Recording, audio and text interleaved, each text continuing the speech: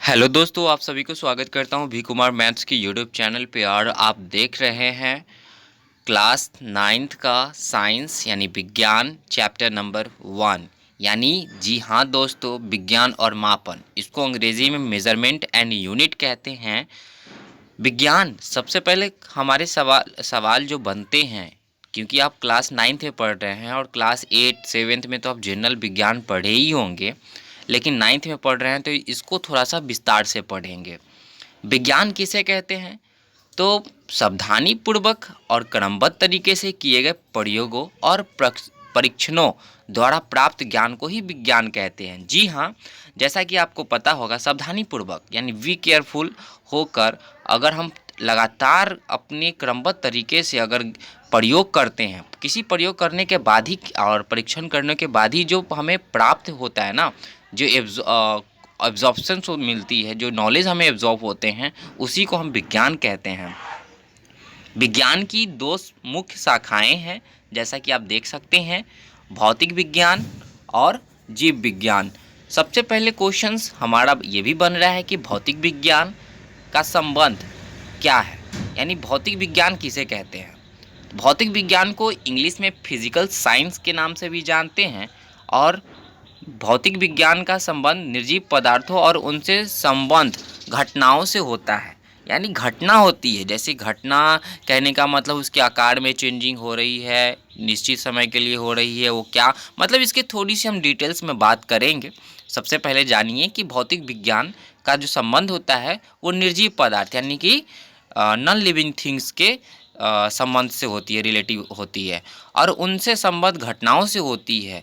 जबकि जीव विज्ञान की बात करें तो जीव विज्ञान को लाइफ साइंस के नाम से भी जानते हैं दोस्तों।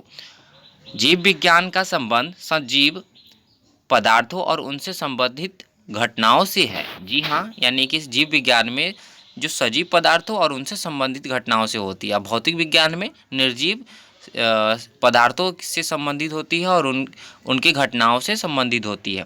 अब हम बात करते हैं, भौतिक विज्ञान की दो शाखाएं होती है। जी हाँ, यानी एक तो सबसे पहले कि हमारा विज्ञान की दो मुख्य शाखाएं हैं, भौतिक विज्ञान और जीव विज्ञान। अब भौतिक विज्ञान की अगर बात करें तो भौतिक विज्ञान की भी दो शाखाएं हैं, जिसको हम भौतिकी और रसायन शास्त्र के नाम से जानते हैं। जी हाँ, भौतिकी को फिजिक्स कहते हैं और रसायन शास्त्र को केमिस्ट्री। जीव विज्ञान की भी दो शाखाएं हैं। जीव विज्ञान की भी दो शाखाएं हैं। पेड़ पौधों से संबंधित जो नॉलेज हम गेन करते हैं, जो ज्ञान हम लेते हैं, उसको हम वनस्पति विज्ञान कहते हैं, जिसको अंग्रेजी में बोटनी कहते हैं। जीव जंतुओं से संबंधित प्राणी विज्ञान, जिसको हम जूलॉजी कहते हैं, यानी जीव जंतु से रिलेटेड जो होती है जो नॉलेज, उसको हम जूलॉजी कहते हैं। ओके, किसी वैज्ञानिक से माफ़ कीजिएगा, किसी वैज्ञानिक के काम करने के तरीके, यानी कोई भी वैज्ञानिक जो होता है वो उनके काम करने का जो तरीका होता है, यानी अर्थात कह सकते हैं कि वैज्ञानिक विधि यानी साइंटिफिक मेथड के 5 मुख्य अंग हैं। अब वो कौन कौन से हैं? तो घटनाओं का सावधानीपूर्वक किया गया परीक्षण, यानी घटना क्या हो रही है, नहीं हो रही है, उसको अच्छे से वी केयर होकर इसको एब्जॉर्ब करना सबसे पहली वैज्ञानिकों का मुख्य अंगों में से एक है। संभावित कारणों का अनुमान लगाना। अब संभावित कारण, ये कारण क्यों हो सकता है, कहने का मतलब कोई भी घटना घट रही है तो वो कारण क्यों, ये ऐसा क्यों हुआ, ये सारी जानकारी हमें सेकेंड यानी कि दूसरे अंगों में रखा गया है। परीक्षणों और प्रयोगों द्वारा उन कारणों की जांच करना। अब कोई किसी तरीके से टेस्ट करना कि ये कारण कैसे हुआ, क्यों हुआ, यही कारण क्यों हुआ। तो कुछ ऐसे परीक्षणों होते हैं जो प्रैक्टिकल होती है, उसको द्वारा टेस्ट करके बताया जाता है, एब्जॉर्ब किया जाता है कि ये घटना क्यों घटित हुई। चौथी नंबर पे आते हैं जांचों के आधार पर किसी चीज़ पर निष्कर्ष पहुंचना, यानी जांचों के आधार पर किसी निष्कर्ष पर पहुंचना। ये ऐसा क्या है कि जैसे आप टेस्ट करते हैं, टेस्ट करने के बाद कुछ ना कुछ आपको निष्कर्ष देना होता है, कौन से रिजल्ट पे आए, क्या होगा, क्या घटना घटी, घटने का कारण क्या था, वो एज अ रिजल्ट में आ जाता है। तो वो निष्कर्ष पर आप क्या पहुँचे, आपको क्या यही आंसर देना है, यही रिजल्ट देना है कि इन फ्यूचर दूसरा भी हो सकता है। तो इस तरीके के जांचों के आधार पर किसी भी निष्कर्ष पर पहुंचते हैं लोग। आवश्यकता अनुसार विचार और सोच में अपरिहार्य परिवर्तन करना। जैसा कि बताया कि आवश्यकता अनुसार अगर मान लीजिए टेस्ट हुआ, टेस्ट होने के बाद अब ये घटना लॉन्ग टाइम के लिए है, शॉर्ट टाइम के लिए है, क्या है, तो उसके अनुसार भी ये परिवर्तन होगा कि नहीं होगा, ऐसी घटनाओं को भी हम क्या करते हैं, डिसीजन लेते हैं। अब हम बात करते हैं कि वैज्ञानिक किसी एक राष्ट्र या किसी एक काल के नहीं होते हैं। यानी आप लोग जो सोच रहे होंगे कि जो वैज्ञानिक होते हैं वो किसी एक देश का होगा, जैसे भारत का वैज्ञानिक भारत में ही काम करेगा, भारत के ही निष्कर्ष पे होंगे, ठीक है, और अमेरिका का जो वैज्ञानिक होते हैं, साइंटिस्ट होते हैं, वो वहाँ पे काम करेंगे। ऐसा नहीं है, ये सारे लोग मिलकर, चाहे वो अमेरिका का हो, चीन का हो, इंडिया का हो या फिर किसी भी देश का क्यों ना हो, ये सारे लोग इकट्ठे होकर ये क्या करते हैं कि अपना प्रैक्टिकल करते हैं और साइंस का निष्कर्ष निकालते हैं। चलिए फिर टॉपिक पे आते हैं। वे समस्त मानव जाति के होते हैं। विज्ञान एक निरंतर चलने वाली मानवीय प्रक्रिया है, यानी ये लगातार चलते रहती है। हम लोग बैठ जाते हैं एग्ज़ाम के बाद 2-3 महीने के बाद, लेकिन साइंटिस्ट लोग, वैज्ञानिक लोग कभी नहीं बैठते हैं। ये लगातार अपनी मानवीय प्रक्रिया यानी वो लगे रहते हैं, प्रैक्टिकल कर लगे, मतलब एक प्रैक्टिकल के बाद दूसरे प्रैक्टिकल, दूसरे प्रैक्टिकल के बाद तीसरे, मतलब वो लगातार ये इनका काम चलते रहता है। महान वैज्ञानिक अल्बर्ट आइंस्टाइन ने कितना ठीक कहा था। इस बात को हमेशा याद रखना कि जो अद्भुत बातें तुम अपने विद्यालयों में सीखते हो वे संसार के सारे देशों में कई पीढ़ियों द्वारा उत्साहपूर्वक किए गए प्रयास और अनवरत परिश्रम का ही फल है। यह सब कुछ तुम्हारे हाथों में विरासत के रूप में दिया गया है ताकि तुम इसे स्वीकार करो और इसे मान दो, इसमें वृद्धि करो और एक दिन इसे तुम भी अपनी अगली पीढ़ी का निष्ठापूर्वक सौंप जाओ। यानी कि ये भी बात है कि जितने भी हम लोग अभी ज्ञान ले रहे हैं, जैसा कि मैं अभी आपको पढ़ा रहा हूँ किताब से कि विज्ञान किसे कहते हैं। विज्ञान के 2 शाखाएं होती हैं, भौतिक विज्ञान होती है, फिर से आपको जीव विज्ञान होती है। तो ये सारे लोग हम लोग थोड़ी प्रैक्टिकल किए हैं, ये हमारे पूर्वज यानी कि हमारे बहुत पहले से ही ये चलते आ रहा है। बहुत सारे लोग इसमें कुछ ना कुछ अपना वृद्धि करते, ज्ञान में वृद्धि करके लिख कर वो फिर अगले पीढ़ी दर के लिए छोड़ देते हैं। जैसे कि अभी देख रहे हैं ये चीज़ इतना तक हो गया, बहुत सारे अभी साइंटिस्ट लगे हुए हैं, वो भी अपना राय विचार देंगे, उस ज्ञान में वृद्धि देंगे और फिर आने वाले हमारे जो पीढ़ी होगी वो देखेगी और पढ़ेगी।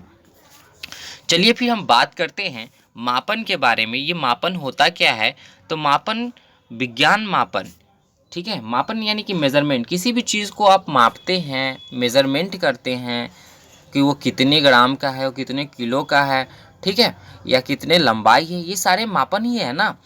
अब विज्ञान मापन क्या होता है, तो जो विज्ञान होता है वो मापन पर आधारित है। विज्ञान तुक्का मारने की चीज़ नहीं है कि तुक्का पे बोल दिए कि बारिश आज होगी ही होगी। इसका ही कोई पैमाना है, उसी पैमाने के आधार पे, उसी मापन के आधार पे हम लोग पता करते हैं कि आज बारिश होगी या फिर भूकंप आने वाली है या फिर यह पत्ता सूख जाएगा। ये सब वैज्ञानिक कारण होती है। तो अब देखते हैं उसका क्या मापन है। किसी भी राशि की माप के लिए कुछ मानक मापों की आवश्यकता होती है। इसी मानक को उस राशि का मात्रक कहते हैं। यानी कि देखिए, किसी भी राशि, किसी भी क्वांटिटी को मापने के लिए, मेजरमेंट करने के लिए कुछ मानक की मापों की आवश्यकता होती है। इसी मानक को यानी इसी स्टैंडर्ड को उस राशि का मात्रक कहते हैं। देखते हैं आगे। किसी राशि का परिमाण उसके मात्रकों के साथ तुलना करके ज्ञात किया जाता है। उदाहरण के लिए जब हम यह कहते हैं कि किसी टेबल की लंबाई 2 मीटर है, तो इसका अर्थ यह है कि 2 मीटर स्केलों को एक सीधे में सिरे से सिरा जोड़कर रखने पर वे टेबल की लंबाई तुल्य होंगे। अतः टेबल की लंबाई का परिमाण है। अब एक बात समझिए कि जैसे मान लीजिए कि हमारे पास में ये टेबल दिया गया है, क्लियर है, टेबल के ये 4 पहिए हैं, ओके। अब ये 4 पहिए, इसकी लंबाई कैसे, आप जो पढ़ते हैं स्केल है आपके पास में, 1 मीटर का सपोज मान लीजिए आपके पास में स्केल है, क्योंकि वो मार्केट में आसानी से अवेलेबल होते हैं।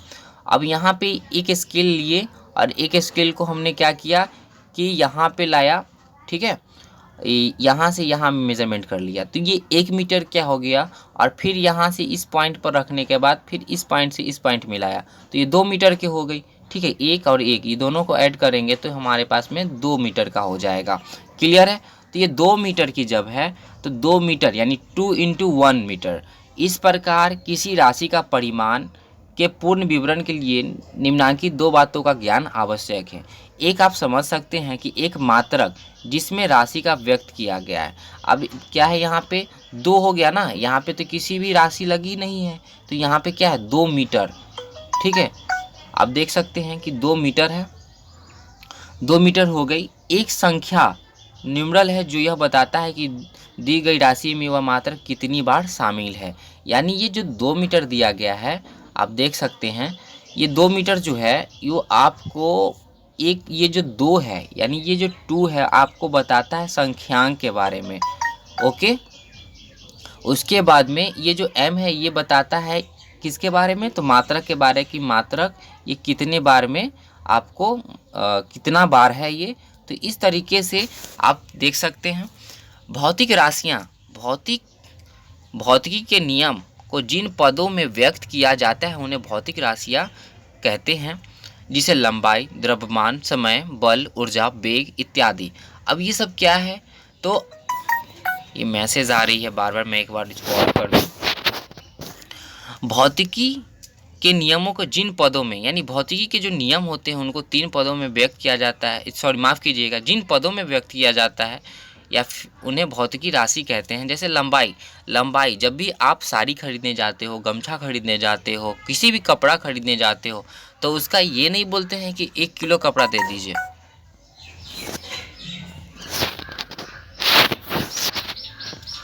ठीक है, 1 किलो दे दीजिए। वहाँ पे क्या करते हैं कि आप लंबाई बोलते हैं कि 2 मीटर दे दीजिए, 3 मीटर दे दीजिए, ठीक ना। तो इसका मतलब कि आप जो लंबाई मांग रहे हो 2 मीटर 3 मीटर ही मांग रहे हैं। द्रव्यमान, समय, बल, ऊर्जा, वेग, ये सबका अलग अलग एक यूनिट है, उसको भी हम देखेंगे। भौतिक राशि 2 प्रकार की होती है, एक तो हमारा आधारी राशि होता है, दूसरा हमारा व्युत्पन्न राशि होती है।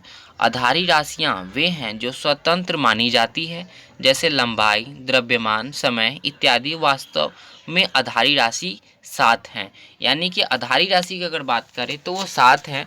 उसका कुछ एग्जाम्पल हमारे पास में दिए गए हैं, जैसे कि लंबाई, द्रव्यमान, समय इत्यादि। यानी कि ये 3 अभी दिए गए हैं, आगे एक टेबल बनाए गए हैं, उस टेबल में आधारी राशि पूरी तरीके से, यानी कि जो 7 प्रकार की जो आधारी राशि हैं वो बताए हैं।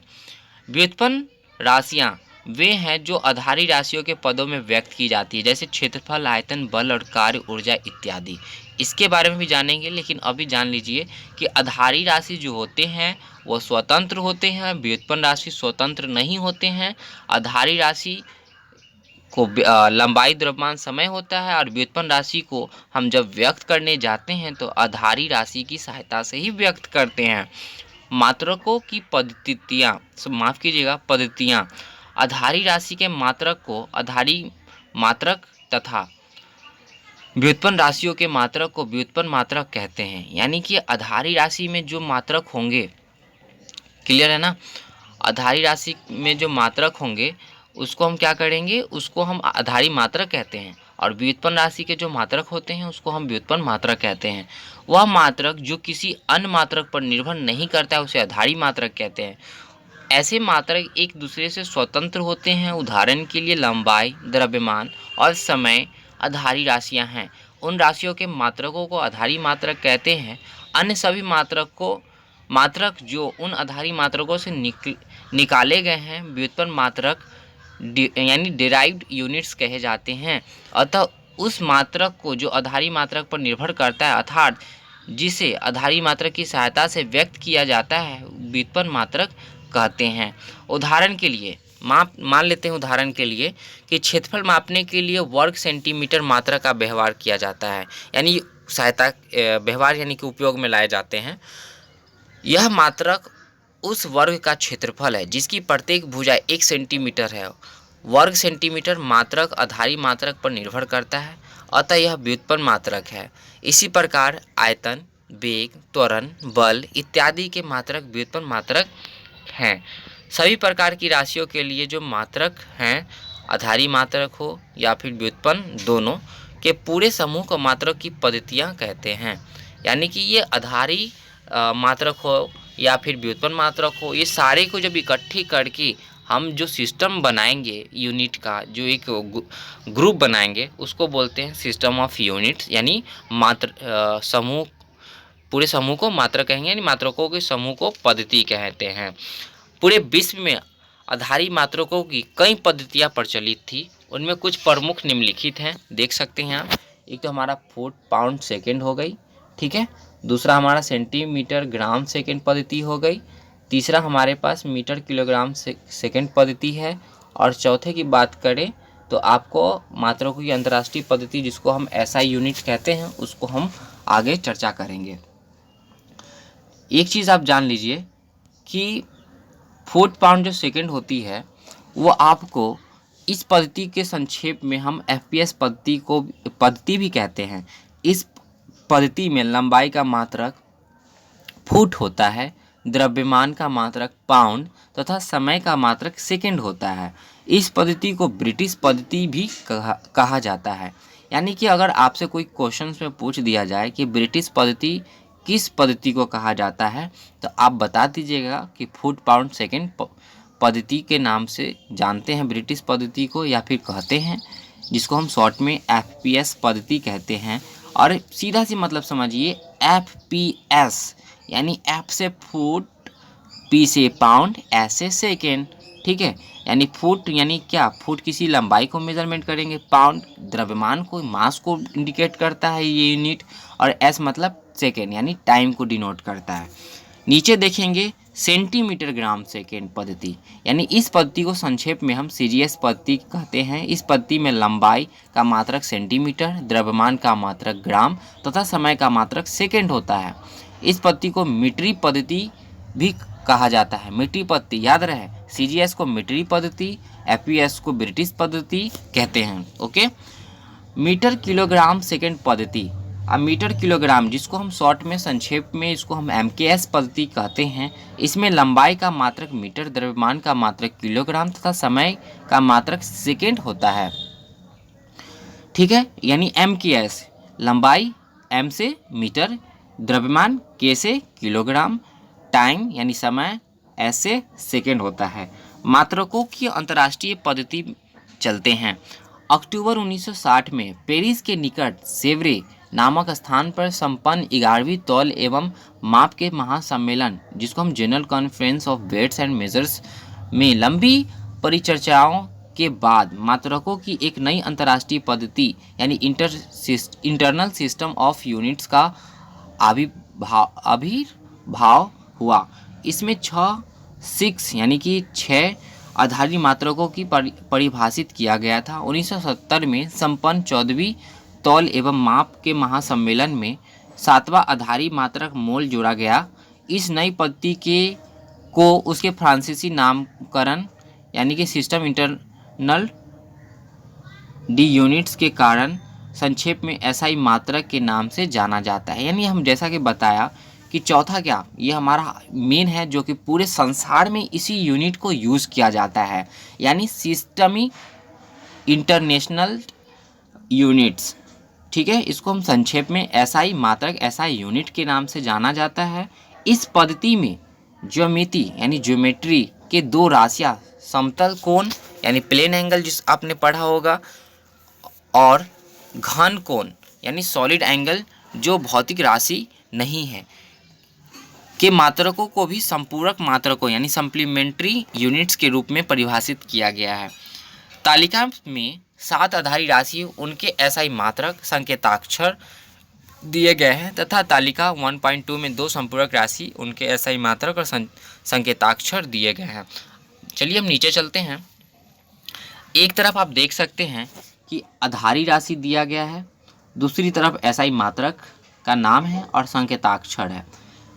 जानिए लंबाई, ये लंबाई है, लंबाई को लंबाई का जो एसआई मात्रक होता है वो मीटर है। अब मीटर को संक्षिप्त में डिनोट करते हैं, नोटेशन करते हैं, इंडिकेट करते हैं स्मॉल एम से। कैपिटल एम से कीजिएगा तो वो आपका मीटर का यानी कि लंबाई का वो यूनिट नहीं कहलाएगा, वो अलग हो जाती है। द्रव्यमान यानी यहाँ पे देख सकते हैं द्रव्यमान है मास यानी किलोग्राम, इसको हम डिनोट करते हैं। किलोग्राम को हम केजी कहते हैं। जिस तरीके से नोटेशन है जिस तरीके से उसी तरीके से उपयोग करते हैं, नहीं तो इसका अलग हो जाता है रीज़न। जैसे जैसे आप क्लास 10th में भी बहुत सारी यूनिट्स पढ़नी हैं, तो यूनिट्स को कैसे हम डिनोट करते हैं। कोई है के से केल्विन होती है, तो यहाँ पे अगर मान लीजिए केजी होता है ना, तो किलोग्राम है। अगर केवल के लिखते हैं तो केल्विन हो जाएगी। अगर अलग एम लिखते हैं या कैपिटल यहाँ पे छोटा एस है, अगर कहीं कैपिटल एस लिखते हैं तो वहाँ उसका मीनिंग अलग हो जाती है। अब हम बात करते हैं समय की। समय देख सकते हैं, समय ये समय सेकंड कहलाता है, यानी कि समय का जो ऐसा यूनिट सेकंड होती है, और यूनिट को हम स्मॉल एस से डिनोट करते हैं। विद्युत धारा को हम एम्पियर कहते हैं। जी हाँ, ये बहुत ही इंपॉर्टेंट क्वेश्चंस हैं और ये आपको प्रत्येक कॉम्पिटिटिव एग्जामिनेशन क्वेश्चन में पूछे जाते हैं, चाहे आप किसी भी एग्जामिनेशन में क्यों ना बैठे हो, चाहे वो बोर्ड की एग्ज़ाम हो, ठीक है, या फिर क्लास 9 के एग्ज़ाम हो, या फिर किसी भी लेवल के, चाहे सैनिक हो, आईआईटी का माफ़ कीजिएगा आईटीआई की तैयारी कर रहे हैं, या फिर आईआईटी भी वहाँ पे भी ये यूज़ किए जाते हैं, आईआईटी की भी तैयारी कर रहे हैं, या फिर किसी भी कॉम्पिटिटिव एग्जामिनेशन की तैयारी कर रहे हैं, तब इलेक्ट्रिक करंट की जो एसआई यूनिट होती है वो भी आते हैं। आप देख सकते हैं विद्युत धारा जिसको हम इलेक्ट्रिक करंट कहते हैं, उसको हम एम्पियर से मेज़रमेंट करते हैं, और एम्पियर का जो नोटेशन होता है, सिंबल होता है, वो हमारा कैपिटल ए है। ताप, ये ताप क्या होता है, तो टेम्परेचर, किसी भी गर्मी को मापने के लिए आपने बहुत सारे सुना होगा सेल्सियस होता है, ठीक ना, लेकिन उसको हम केल्विन में मेज़रमेंट करते हैं, जिसको हम कैपिटल के से डिनोटेट करते हैं, नोटेशन करते हैं। ज्योति तीव्रता, ल्यूमिनस इंटेंसिटी, इसको हम कैंडला कहते हैं, ठीक है। ये ज्योति तीव्रता क्या है, यानी कि हम इसको हम चर्चा करेंगे बाद में, क्योंकि ये भी एक अपने आप में एक बहुत बड़ा लुमिनस इंटेंसिटी आपको जब हम पढ़ाएंगे ना ओपेक्स यानी कि प्रकाश, उसका प्रकाश में, तो उस समय यानी कि आप सीधा से समझिए ना प्रकाश का है ये, ठीक है, प्रकाश से रिलेटेड है। ज्योति तीव्रता मेजरमेंट कैसे करते हैं, तो इसको हम कैंडेला कहते हैं, और इसको हम कैपिटल सी और डी से स्मॉल डी से डिनोट करते हैं। पदार्थ का परिमाण जिसको हम मोल कहते हैं, और मोल को हम डिनोट करते हैं स्मॉल MOL से, ठीक है, ये हमारा MOL से डिनोट करते हैं। चलिए ठीक है, ये पदार्थ का परिमाण क्या होता है, यानी अमाउंट ऑफ सब्सटेंस। जब हम पदार्थ का चैप्टर पढ़ाएंगे उसमें और भी विस्तार से इसके बारे में जानेंगे, ठीक है। आधारी राशियाँ और उनके एसआई मात्रक। आधारी राशि क्या होता है, तो समतल कोण, समतल कोण यानी समतल कोण है, प्लेन एंगल जिसको बोलते हैं। रेडियन हो गई, रेडियन को RAD से डिनोट करते हैं। घन कोण जिसको हम स्टेरेडियन कहते हैं, SR कहते हैं। क्लियर है, तो ये सारे आपको पढ़ने हैं। अब यहाँ तक सेकेंड पार्ट में मैं वीडियो अपलोड करूँगा, तब तक के लिए जय हिंद। हमारे चैनल को सब्सक्राइब ज़रूर कर लीजिए, लाइक कर लीजिए, कमेंट कर लीजिए, और कमेंट करके ज़रूर बताइए कि ये आपका सेशन कैसा लगा। और अगर आपको नोट्स चाहिए तो कमेंट में ज़रूर लिखिए कि हाँ सर नोट्स हमें चाहिए, तो मैं आपको ईमेल कर दूंगा, या फिर आप मुझे ईमेल कीजिएगा, मैं आपको शेयर कर दूंगा, ठीक है। तो फिर मिलते हैं एक नए वीडियो के साथ, और इस आगे पढ़ेंगे हम। तो ठीक है, फिर जय हिंद बच्चों।